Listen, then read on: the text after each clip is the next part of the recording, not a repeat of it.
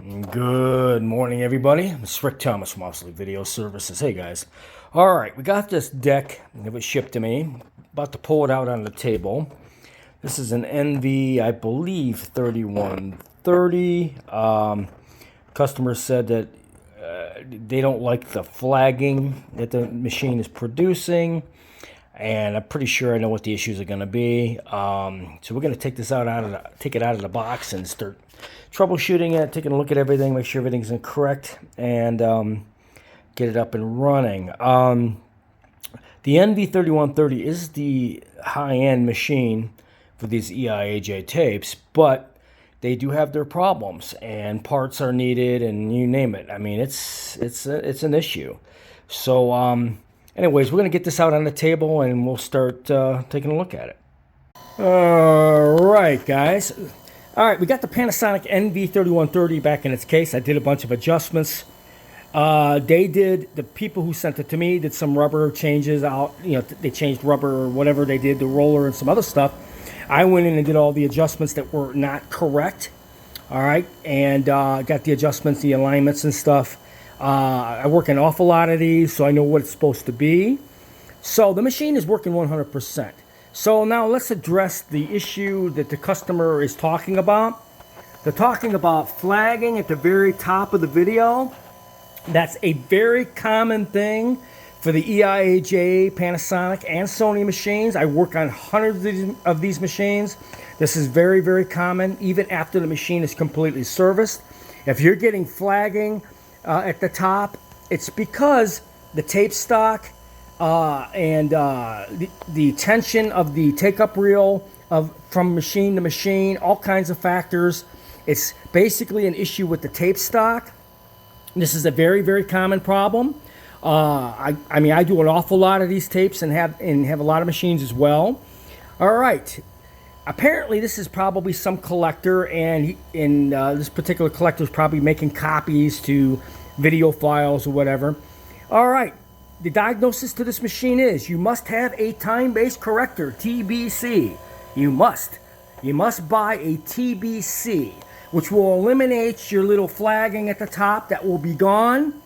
And also, some time-based correctors come with video levels, so you could set your video level. This test tape, whatever, the video level is a little high. It's the way it was recorded. I did check it on all my machines. It's the tape, the way it was recorded. So that means it was recorded a little high, and the video level is high, okay? But the flagging is they need a time-based corrector, and you need a scope.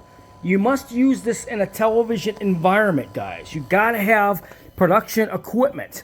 And you can't just buy an EIAJ reel-to-reel machine, such as that, and think you can get perfect video out of it. You have to have an environment where you're using professional time-based correctors on the bottom, and you have scopes. The time-based corrector corrects the errors in the video. The scopes gives you the proper video output. So you must have the proper equipment. If you're using these Panasonics, this is very prone, happens all the time with these Panasonic units. You have to have other gear with the unit. If you're going to be using this to copy your video archive, you have to do it right. You have to have a time-based corrector, and you need to know how to set your levels. So you need a scope in between to check your levels as well. But as far as this test tape, the flaggings, because it needs a time-based corrector, the video was recorded slightly hot. Not too high, but it's a little high. They didn't have the level set properly, and if they had a scope, they could have set the level properly. But unfortunately, this doesn't look like it's being used in a professional environment, and they're just trying to copy the tapes from the unit to like a DVD or a file. That isn't going to work. If you want professional work or very good quality out of this, you need a time-based corrector and you need a scope. You need to look at your signals, and you have to have a time-based corrector or TBC so the signal can be corrected before you make a copy to another video source.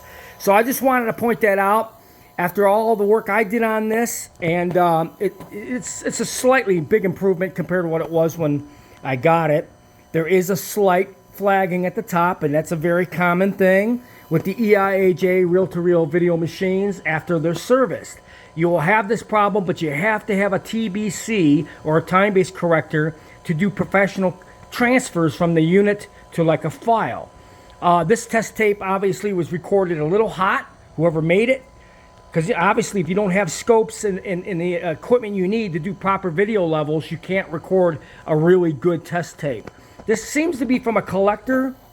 I do not believe this is from a television station or anybody like that. I believe this is just an individual trying to copy his tapes to like a file or a DVD or whatever that might be. And they're going to need other equipment with this as well if they're really picky on how the video is going to look. But as it is, for a straight playback, this is as good as it's going to get.